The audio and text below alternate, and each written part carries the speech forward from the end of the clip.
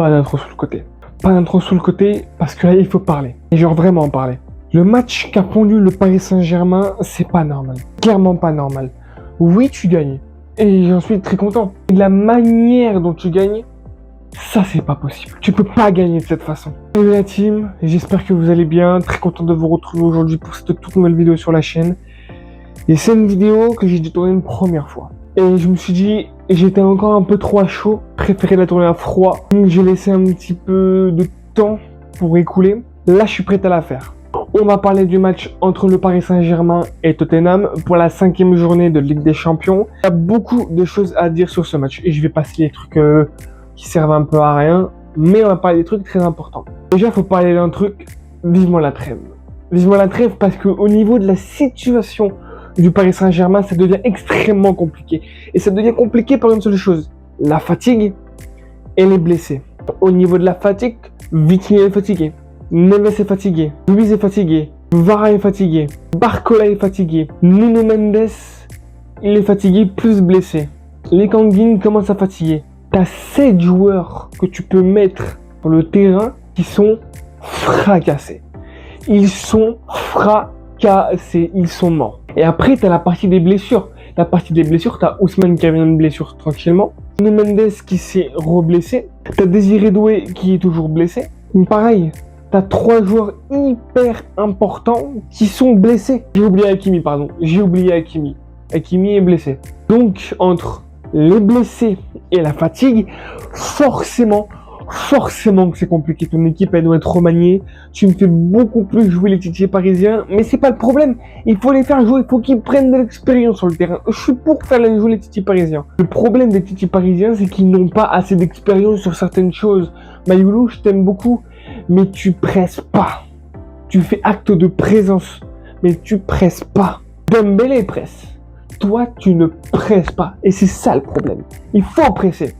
Après, on a Mbaye, on a Njongtu.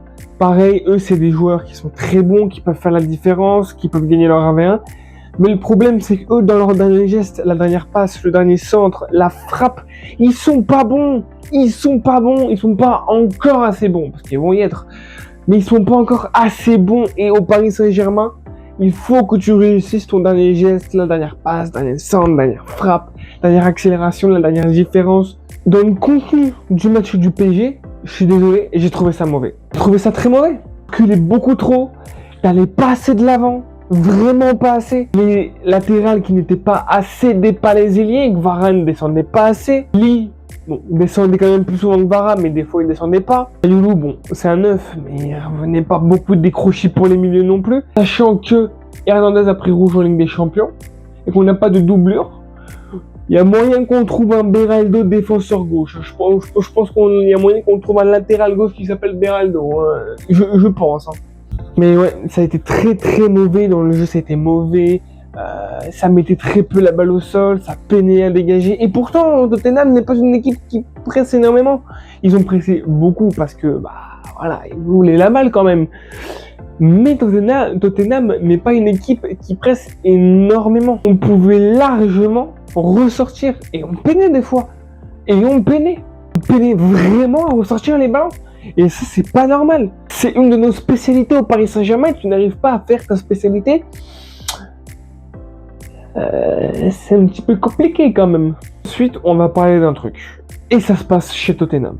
Quand en première ligne, tu mets un bloc bas parce que t'affrontes City, t'affrontes Liverpool, t'affrontes Arsenal, t'affrontes Chelsea. Une équipe plus forte que toi et que tu veux assurer soit les 3 points si t'as marqué, soit le point du nul pour quand même assurer un point. Je comprends complètement. Et en Ligue des Champions, ça, je veux pas. En tant que supporter parisien, je me tape des blocs bas quasi tous les week-ends. Seules les équipes qui ne mettent pas de bloc bas, c'est Monaco, Marseille, Lens, Lille, et on va dire Strasbourg, mais ça dépend des fois. Des fois ils en mettent un, des fois ils en mettent pas. À part ces 5 équipes-là, le reste, ce n'est que des blocs bas. T'affrontes le Paris FC, t'auras un bloc bas. T'affrontes la Géocère, t'auras un bloc bas. T'affrontes Angers, t'auras un bloc bas. T'affrontes Lorient, t'auras un bloc bas. T'affrontes Le Havre, et encore, je suis un mentor, Le Havre ont beaucoup joué. Ils ont été très joueurs. Et ça, c'est cool. Mais en général, le Havre, c'est bloc bas. T'as que des blocs bas. En Ligue 1 contre Paris, c'est que des blocs bas. Tu n'as que ça. Alors c'est bien un moment dans la semaine où j'ai envie de voir du jeu, une équipe qui rentre dans le PSG, une équipe qui laisse de l'espace dans le dos, une équipe qui joue au football, bah c'est bien une des champions. Tottenham a eu des phases par moments où il venait nous chercher haut, et c'est ces moments-là où il fallait exploiter les appels, les ailiers, qui n'a jamais été fait. J'ai vu déjà presque aucun appel des ailiers, et même quand le milieu et la défense faisaient une possession de balle en reculant pour attirer les joueurs de Tottenham à ouvrir de l'espace dans leur dos pour que les ailiers fassent des appels, ils ne faisaient pas d'appels, et quand les ailiers faisaient des appels, ils n'étaient pas sérieux. On n'exploitait pas assez ça. Tottenham l'exploitait 2 fois, ils ont mis 2 buts. Tottenham a exploité ça 2 fois, et ils ont mis 2 buts. Le troisième, c'est un but un peu bizarre, cafouillage, donc ça, bon, on n'y peut rien, c'est la chance. Et puis il y a aussi un truc qui est made in Paris, j'ai l'impression. Tu retrouves ça qu'à Paris. T'as un joueur qui t'est mauvais, tu le prêtes, ou alors tu le vends. Et tu l'affrontes en Ligue des Champions. Pour notre cas, on a prêté Kolo Muani à Tottenham, donc il est sous contrat encore avec le PSG, mais il est prêté à Tottenham. Faut m'expliquer un truc, mais que ce soit Tottenham, que ce soit Aston Villa, que ce soit n'importe quelle équipe, quand il y a un joueur à nous qui est prêté ou qu'on vient de le vendre, t'es sûr à 200% que soit il va faire une passe décisive, soit il va marquer, soit il va faire la passe qui va nous éliminer ou le but qui va nous éliminer. Et ça, c'est même Paris. Tu retrouves ça nulle part. Mais alors, nulle part. Ou alors tu le retrouves, mais pas très souvent. Mais 90% du temps, tu retrouves cette situation à Paris. L'année dernière, Marco Asensio, qu'on avait prêté à Aston Villa, a eu un contrat contre Donnarumma. Il a failli nous éliminer de la Ligue des Champions. Et pourtant, il était sous contrat avec le PSG, prêté par le PSG. Il a failli nous éliminer de la Ligue des Champions. C'est un truc qui est chez Paris, tu peux pas...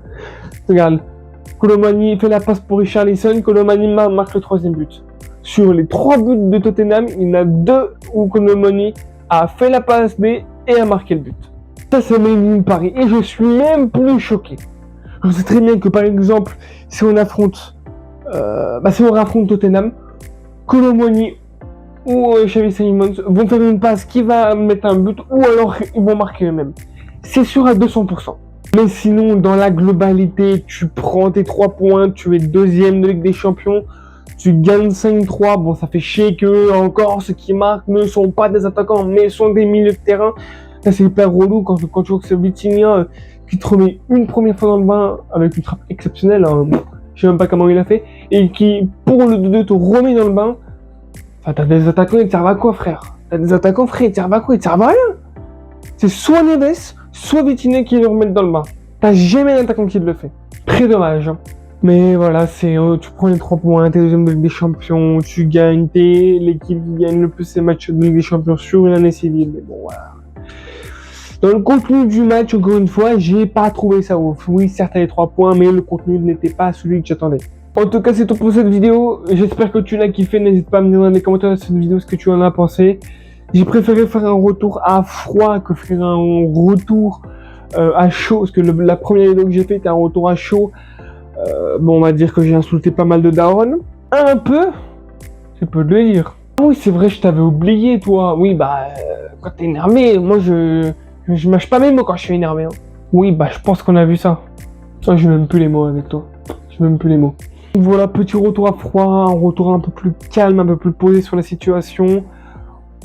Bon, le PSG a perdu contre Monaco, mais pareil, voilà, la fatigue, on devait... c'est Lamine Camara devait prendre un rouge, bon, c'est comme ça, on n'y peut rien, c'est le football. En plus, on a joué comme des pitres, donc on méritait même pas de gagner. On aurait gagné, ça aurait été un scandale, je pense. Voilà ce que j'ai pensé de ce match. N'hésite pas à la propagande de YouTube, l'abonnement, le petit pouce bleu et le partage qui fait toujours plaisir. Mes raisons ont été affichées tout le long de la vidéo malgré le montage au téléphone. On se retrouve très prochainement pour une toute nouvelle vidéo. C'était Express 58 et bye la team.